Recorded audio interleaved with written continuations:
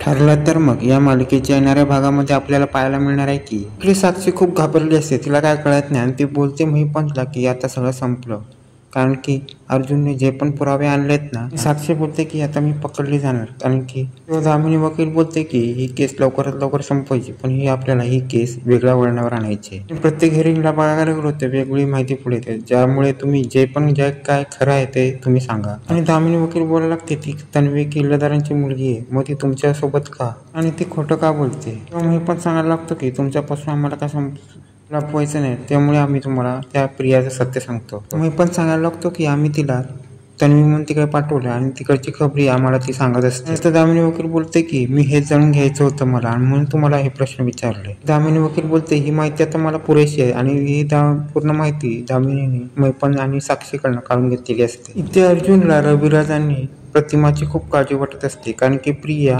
आणि तो नागराज मिळून त्या प्रतिमाला मारण्याचा प्रयत्न करत असतो. आणि सायलीच्या पण स्वप्नात प्रतिमा आली होती आणि तिला ती सांगत होती की मला वाचव, आणि प्रतिमा जोरात ओरडत होती आणि ती स्वप्नातून जागी झाली होती. त्यामुळे ते अर्जुनला प्रतिमाची खूप काळजी वाटत असते, त्यासाठी तो रविराजला फोन करतो आणि बोलतो. तो रविराजांना सांगतो की सायली प्रतिमाची आठवण काढते, त्यामुळे तुम्ही प्रतिमाला आमच्या घरी घेऊन याल का. पण त्यानंतर सायली फोन घेते, तुम्ही इकडे येऊ नका, मीच तुम्हाला भेटायला येते, कारण की मला प्रतिमा त्याची काळजी वाटते आणि मला प्रतिमा त्याला भेटायचं आहे. त्यानंतर रविराज बोलतात हो तू नक्की ये. त्यानंतर दुसऱ्या दिवशी अर्जुन आणि सायली प्रतिमाला भेटायला जातात. आणि सकाळी तयार होत असताना अर्जुन आणि सायली ब्रेकफास्ट टेबलवर करत असताना त्या टायमाला अश्विन बोलत असतो की तन्वी माझी तू फाईल दिली नाहीस त्या ड्रॉवर मधली. आणि त्या टाइमला अर्जुन प्रियाकडे पाहत असतो, पण प्रिया थोडी गडबडलेली असते. तेव्हा प्रिया गडबडून सांगत असते की मी तुला उद्या देईन, कारण की आता चावी मला भेटत नाहीये. पण त्या टायमाला अर्जुनला संशय यायला लागतो, आणि त्यानंतर अर्जुन आणि सायली रविराजांना आणि प्रतिमाला भेटायला जातात. त्यावेळी अर्जुन प्रतिमाला सांगत असतो की प्रतिमा आता तुम्ही एवढे घाबरलेले आहात. आणि सायली बोलायला लागते की तुम्ही इतकं का घाबरता, इतकं घाबरण्याचं काय कारणच नाही. तेव्हा प्रतिमा बोलायला लागते, प्रतिमा सांगायला लागते की नागराज आणि तन्वी या दोघांकडून माझ्या जीवाला खूप धोका आहे. आणि प्रतिमा सांगायला लागते की काल रात्रीपासून मला तन्वी पण त्रास द्यायला येत असते इथे. आणि प्रतिमा सांगायला लागते की तन्वी आणि नागराज येऊन मला सांगत असतात की तू वेडी आहेस. प्रतिमा सांगायला लागते की या अगोदर तन्वीने मला अशा गोळ्या दिल्या होत्या, त्यामुळे मला त्रास होत होता. त्यानंतर अर्जुन बोलायला लागतो ही तन्वी आहे ना एवढं खोटं बोलते की ती कोर्टामध्ये दादांतर एवढं खोटं बोलते ना, त्यामुळे ही केस आमच्या बाजूला आम्ही लावू शकलो नाही. त्यानंतर अर्जुन प्रियाच्या रूममध्ये घुसतो आणि सकाळी अश्विनने सांगितल्यानुसार तो त्या कपाटातील लाल गाठोडे काढतो. आणि अर्जुन बोलायला लागतो की या कारणासाठी जर तन्वी खोटं बोलत असेल तर आपल्याला हे सत्य शोधायलाच पाहिजे. त्यानंतर अर्जुन तिचं कपाट खोलतो आणि त्यामध्ये त्याला गाठोडे भेटतात, आणि त्या गाठोड्यामध्ये त्याला महत्वाचे डॉक्युमेंट मिळतात. ते डॉक्युमेंट घेऊन तो रविराजांकडे जायला निघतो. त्यानंतर अर्जुन रविराजांकडे जातो आणि तो सांगायला लागतो की मी त्या दिवशी साक्षी शिकरे महिपंच्या घरी गेलो होतो. अर्जुन सांगायला लागतो मी साक्षी महिपंच्या शिकरेच्या घरी गेलो होतो, तिकडे देशांतर करून गेलो होतो पेंडंटचा तुकडा आणायला. त्या टायमाला मला तिकडे महिपंतकडे प्रिया आणि रविराज दिसले होते, आणि त्या टायमाला मी त्यांचे फोटो आणि व्हिडिओ काढले.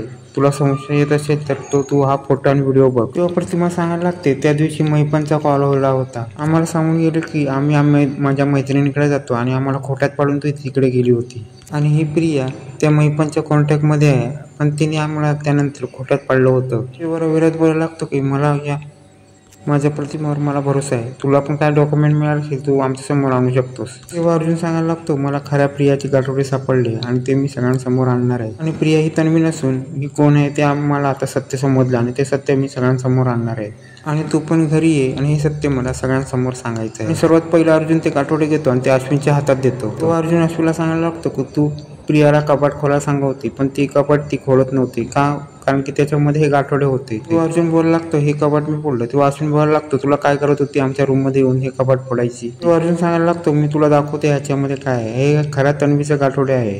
पण त्या टायमाला तिथे प्रताप येतो आणि प्रताप बोलतो तुला काय गरज होती ती त्यांच्या घरी जाऊन त्यांचं कपाट फोडायची. तेव्हा अर्जुन बोलायला लागतो मला त्यांच्यावर प्रियावर डाऊट यायला लागला होता, म्हणून मी ते हे केलं. आणि अर्जुन सांगायला लागतो तुम्ही पाहू शकता हे खऱ्या तन्वीचे पुरावे. अश्विन बोलायला लागतो तुला काय खरं सांगायचं आहे. तेव्हा अर्जुन सांगायला लागतो की हे बघ खऱ्या तन्वीचे पुरावे, ही प्रिया खरी तन्वी नाही आहे, आणि ही तन्वी काय नाही, आणि ही तन्वी बनून इकडे आलेली आहे. त्यानंतर ते प्रिया येऊन बोलते की तुम्ही माझं कपाट का खोलला. तेव्हा अर्जुन बोलायला लागतो या पहिल्या प्रश्नाचं उत्तर दे. अर्जुन बोलायला लागतो, हे सांग हे गाठोडे कोणाचे आहे. त्यामुळे तिथे मधुभाऊ येतात आणि मधुभाऊ बोलतात की हे खऱ्या तन्वीचं गाठोडे आहे. मधुभाऊ सांगायला लागतं की हे प्रिया मधुकरचं गाठोडे आणि हे सायलीचं गाठोडे आहे. तेव्हा प्रिया सांगायला लागतं हे गाठोडे माझे. तेव्हा इथे मधुभाऊ लागतात की हे खऱ्या तन्वीचा फोटो नाही या गाठोड्यामधला. त्या टायमाला इथे पूर्ण याने कल्पना येते आणि ते गाठोडे सगळ्यांसमोर ठेवलं जाते आणि त्या टायमाला तिथे प्रतिमा आणि रविराज पण येतात. तेव्हा अर्जुन बोलायला लागतो, हे बघा गाठोडे, हे गाठोडे बघा, हे खऱ्या तन्वीचं आणि खोट्या तन्वीचं आहे. प्रिया बोलायला लागते, नाही बाबा हे सगळं